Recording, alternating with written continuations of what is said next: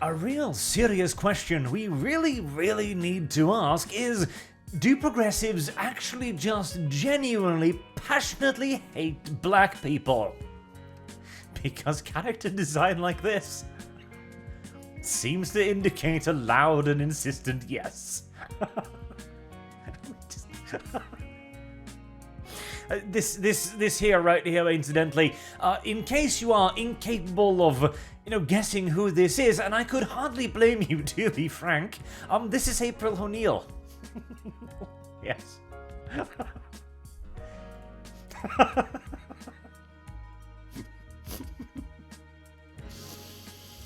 Uh-huh. Like I said, it's a question that really does genuinely need to be asked. So I'm not joking. I understand that this might seem like I'm taking the piss, but no.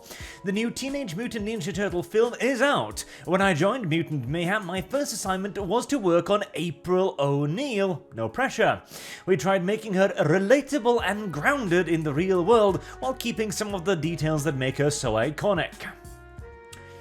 Relatable and grounded.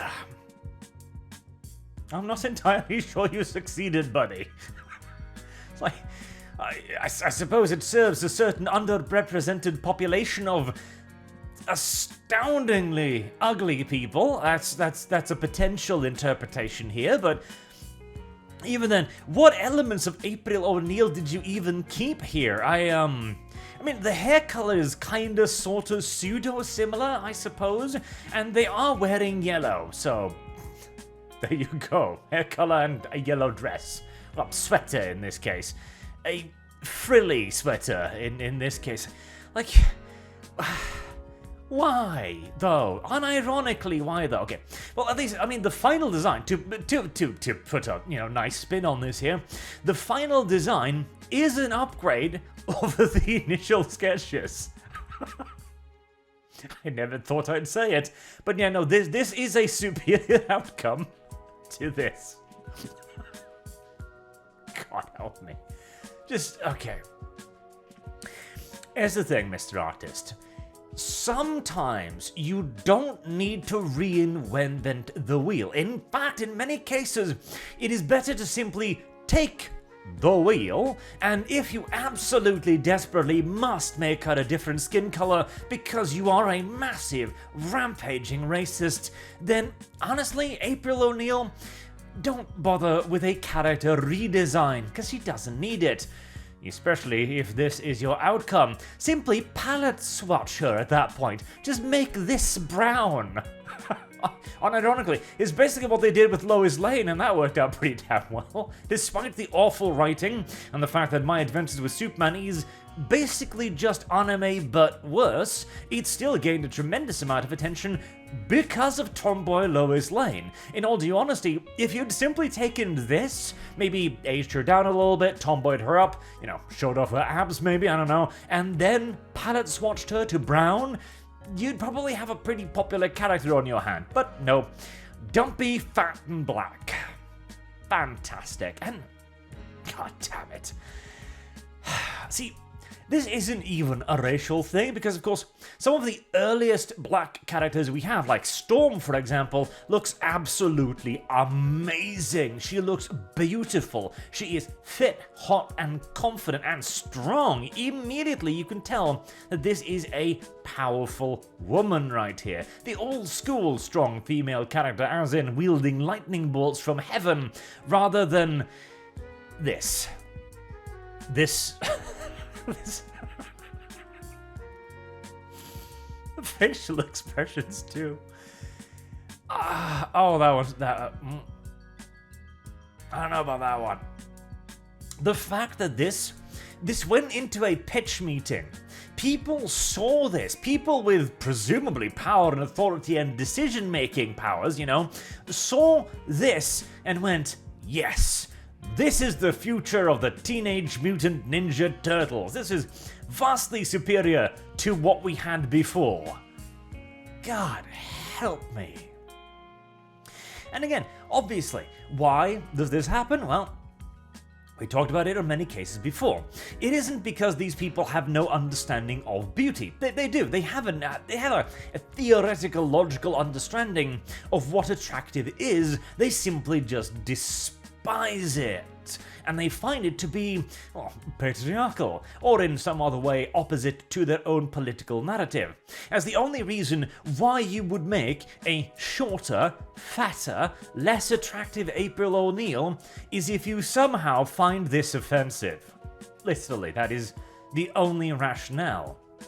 And hey, they've certainly succeeded in making her far less sexualized, as in, you would need to have a very specific set of fetishes to be able to sexualize this character.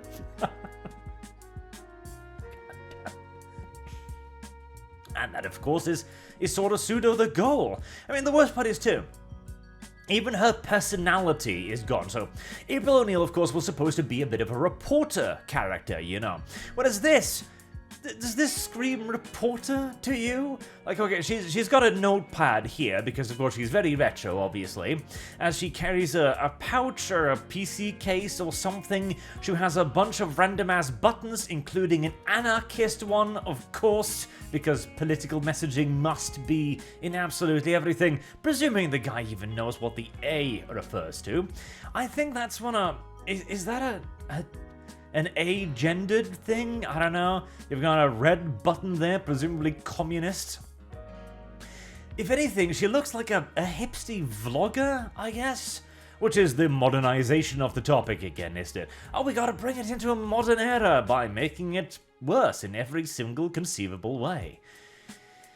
God help me. And look at the proportions, too. Like, people look at this and go, well, this is unrealistic. Look at her chi-chis. They're enormous. Fair enough. And hey, her nipples must be made from titanium to stick through that dress. Fair enough. This is all fair and accurate critique. But this, is this the average human being's shape? Her arse slinking down to about the size of her thighs there? You know, is this better? Is this aspirational? Is this good? Damn it. Aspirational too. That is another reason why this is modern day design. Because, of course, we tried making her relatable and grounded. Do you want your heroes to be relatable and grounded? Do you want, in this case too, April O'Neil very much so is the gaze drawer, you know, she's there to be the hot chick, the person who plays along with the hero's antics, etc. She's there to be attractive. That is literally her role, and this is the opposite of that in every single way. This is not aspirational. This is not somebody you are aspiring to date. This is not somebody you are aspiring to be. This is not a hot and attractive sidekick to make the heroes look better. If anything, well, considering the way they did the Mutant Ninja Turtles in this show, actually maybe it is, considering they are apparently absolutely incompetent, it seems. She's not even a particularly interesting character, in that she finds the turtles and decides to report on them and make them into superheroes, quote-unquote, because the turtles can't do that themselves. They literally need to start making VTube vlogging videos of them. They take everything that is aspirational and they reduce it to the lowest common denominator. It's grounded and realistic. This is a story about 4 mutant ninja turtles. It doesn't need to be grounded. Sometimes making grounded superheroes can be good. Sometimes making relatable superheroes can be good. Sometimes even making outright weak or pathetic superheroes can be good. But this is not one of those instances. This is a long-established setting that hasn't had a good entry for God only knows how long. You do not need to reinvent the wheel here. It is simply not necessary. You would be far better off simply putting the wheel that works on the car and seeing if you can't bring it up to speed for once.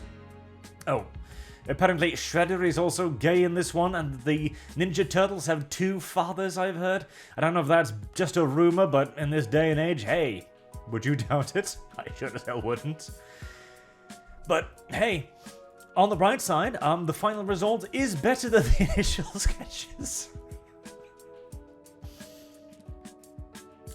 I also love the fact that all 4 of them had to have glasses. All 4 of them had glasses for some reason.